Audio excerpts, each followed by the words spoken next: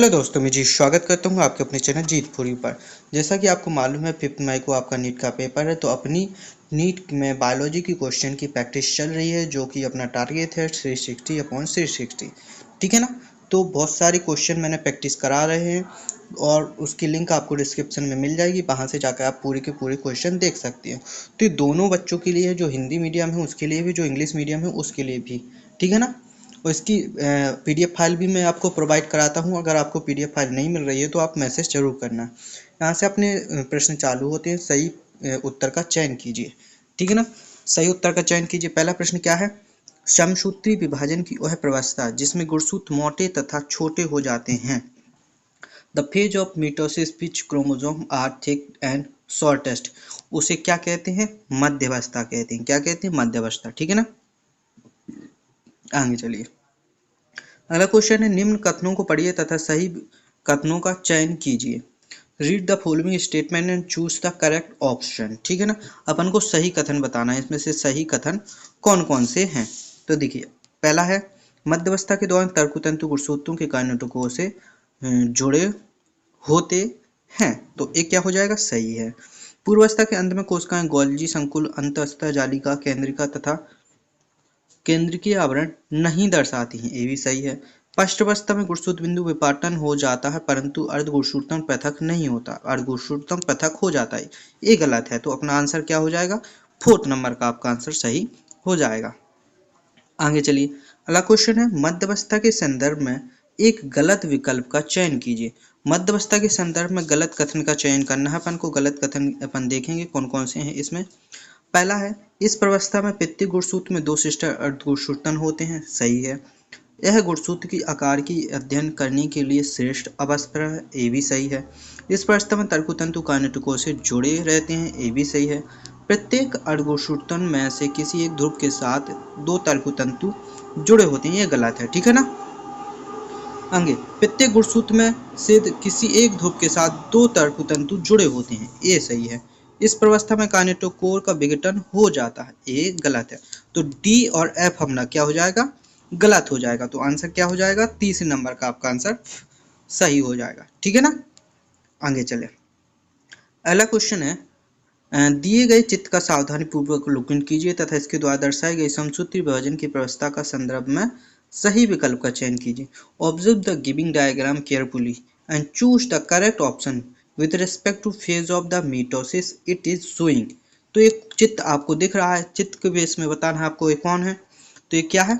Late prophase, जिसको अपन बोलते हैं पश्च पूर्व अवस्था। क्या बोलते हैं? पश्च पूर्व अवस्था। ओके, आगे चले। अगला क्वेश्चन है अपना, निम्न में से कौन सा अर्धसूत्री विभाजन का अभिप्राय है परंतु समसूत्री विभाजन का नहीं है? ठीक है ना। अर्धसूत्री विभाजन का अभिप्राय है और समसूत्री का नहीं है। जैसे कोशिका के आकार को बनाए रखना, ये सही है। नष्ट हुए काय के भागों को मरम्मत करना, ये भी सही है। नई कोशिकाओं के द्वारा त्वचा की कोशिकाओं अर्धचर्म कोशिकाओं को प्रतिस्थापित करना, ये भी सही है। विभिन्नताओं को उत्पन्न करना, ये वाला नहीं है। ठीक है ना। तो आंसर क्या हो जाएगा? इंट्रोड्यूस ऑफ वेरिएशन, यानी कि विभिन्नताओं को उत्पन्न करना। आगे अगला क्वेश्चन, नारियल में यदि केंद्रक विभाजन के बाद कोशिका द्रव्य विभाजन, कोशिका द्रव्य विभाजन 2 में दिया गया है, नहीं होता है, तब इसमें क्या बनता है? तरल भ्रूणपोष बनता है। तो तीसरे नंबर का क्या हो जाएगा अपना आंसर, जिसको अपन क्या बोलते हैं? Liquid endosperm. ठीक है ना।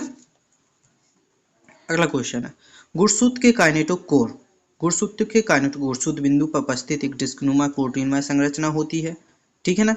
द्वितीयक संकीर्णन के समीप उपस्थित होते हैं। गुणसूत्र के समीप लंबाई में वितरित होते हैं। एक गुणसूत्र के सिस्टर और गुणसूत्रों को एक संलग्न रखते हैं। तो इसका आंसर क्या हो जाएगा? फर्स्ट, गुणसूत्र बिंदु पर उपस्थित एक डिस्कनुमा प्रोटीनमय संरचना होती है काइनेटोकोर। ठीक है ना। आगे, समसूत्री विभाजन सम विभाजन कहलाता है। क्यों कहलाता है समविभाजन? क्योंकि इसमें समान पुत्री कोशिकाएं बनती हैं, जनक कोशिकाएं बनती है, इसलिए समविभाजन कहलाता है। तो आंसर क्या है? जनक व तथा संतति कोशिकाओं के गुणसूत्रों की संख्या समान होती है। ठीक है ना। ओके। अगला है, how many tetrads are visual in human meiocyte. Human meiocyte में कितने टेट्राइड विजुअल होते हैं? 23। तो मानव अर्धसूत्री कोशिका में कितने चतुष्क दिखाई देते हैं? 23 दिखाई देते हैं। कितने? 23। ओके। आगे, अश्रुति विभाजन की पूर्वावस्था फर्स्ट के संदर्भ में गलत युग्म का चयन कीजिए। गलत युग्म का चयन करना है। लेप्टोटीन बाइवेलेंट का संयोजन पहले ही गलत हो गया, एक गलत हो गया। जाइगोटीन ये सही है। पैकेटिन पुनर्संयोजन ग्रंथि का रिकॉम्बिनेशन और डाइकाइनेसिस काइजमेटा का उपांति भवन होता है इसमें। टर्मिनाइजेशन ऑफ काइजमेटा, तो पहला वाला क्या हो जाएगा, गलत हो जाएगा। आगे, G2 प्रवस्था पर एक अश्रुति कोशिका में डीएनए की 40 pg मात्रा, तब पुत्री कोशिका में अश्रुति विभाजन सेकंड के बाद डीएनए की क्या मात्रा होगी। देखिए, अश्रुति सेकंड के बाद डीएनए की मात्रा आधी से आधी हो जाती है, ठीक है ना, तो क्या हो गया, 10 pg होगा। ओके, आगे, निम्न कथनों को पढ़िए तथा सत्य के लिए टी और असत्य के लिए एफ का चयन कीजिए। सत्य के लिए टी और असत्य के लिए एफ का चयन अपन को करना है, ठीक है ना।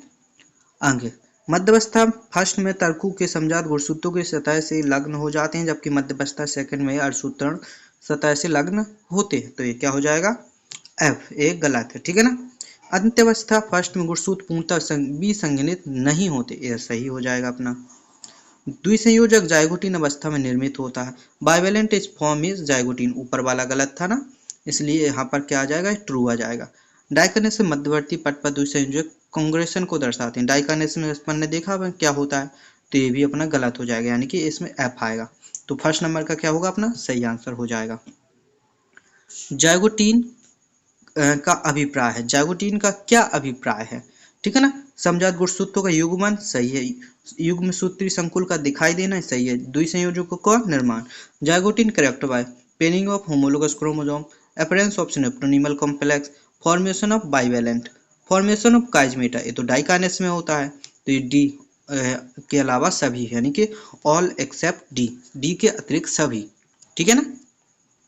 आगे चले, प्रत्येक गुणसूत्र के गुणसूत्र बिंदु जो सिस्टर क्रोमेटिन के वो एक साथ जोड़े रखते हैं का विपाटन किस अवस्था में होता है, किस अवस्था में होता है, एनाफेज सेकंड। यहाँ पे एनाफेज फर्स्ट और एनाफेज दोनों दिए गए हैं, तो एनाफेज सेकंड यानी कि पश्चावस्था सेकंड में होता है। किस में होता है, पश्चावस्था सेकंड में। ओके, अगला क्वेश्चन है, कुछ कशेरुकों की अंड कोशिका में द्विपट डिप्लोटीन अवस्था कुछ महीनों या वर्षों तक बनी रहती, यह कहलाती है डिक्टियोटीन अवस्था। क्या कहलाती है, डिक्टियोटीन स्टेट, ठीक है ना। आगे, पश्चावस्था में, पश्चावस्था में क्या होता है, प्रत्येक पुत्री गुणसूत्र का गुणसूत्र बिंदु ध्रुव की ओर गति करता है तथा गुणसूत्रों की भुजाओं इसके पीछे गति करती हैं, तो यही हो जाएगा अपना पहला आंसर।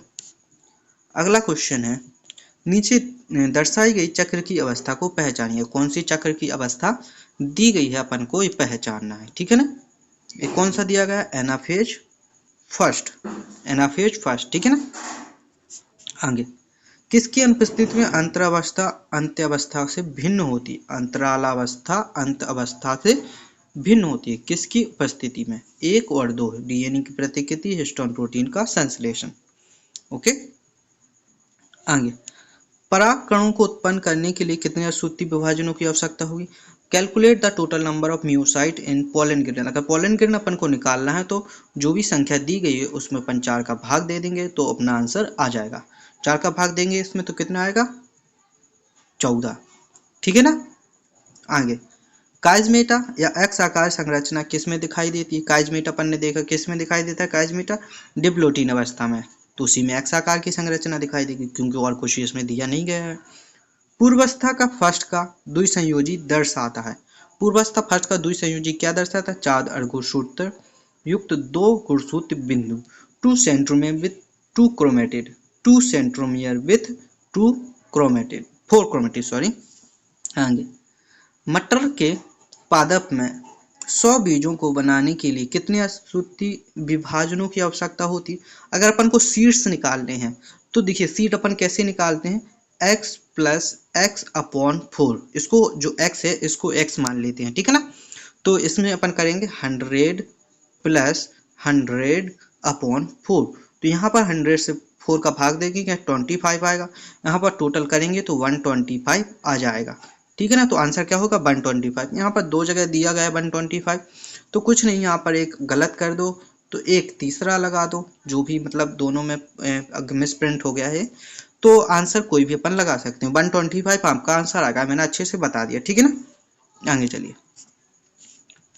निम्न में से कौन सा एक अश्रुति विभाजन का महत्व नहीं है। अश्रुति विभाजन का महत्व क्या नहीं है? पुरानी व मृत क्षण दीर्घ कोशिकाओं को प्रतिस्थापित करना, ठीक है ना, ये महत्व नहीं है। तो यहाँ पर आज अपन ने 23 क्वेश्चन देखे, इसकी आंसर की भी यहाँ पर दी गई है, ठीक है ना। अगर आपको किसी भी क्वेश्चन में डाउट है तो आप कमेंट करके पूछ सकते हैं। इसके पीडीएफ फाइल के लिए आप मेरे टेलीग्राम को ज्वाइन कर सकते हैं। टेलीग्राम का नाम है G4U, ठीक है ना। लिंक इसकी डिस्क्रिप्शन में मिल जाएगी, वहां से जाकर आप डायरेक्ट ज्वाइन कर सकते हैं। अगर डायरेक्ट नहीं खुल रहा है तो आप इसको सर्च कर सकते हैं, वहां से आपको मिल जाएगी। अब क्या करना है, आपको वीडियो को लाइक करना है, चैनल को सब्सक्राइब करना है, ताकि हर आने वाली वीडियो का नोटिफिकेशन आपको मिल सके। मिलते हैं ऐसे ही अगली वीडियो में, तब तक के लिए धन्यवाद।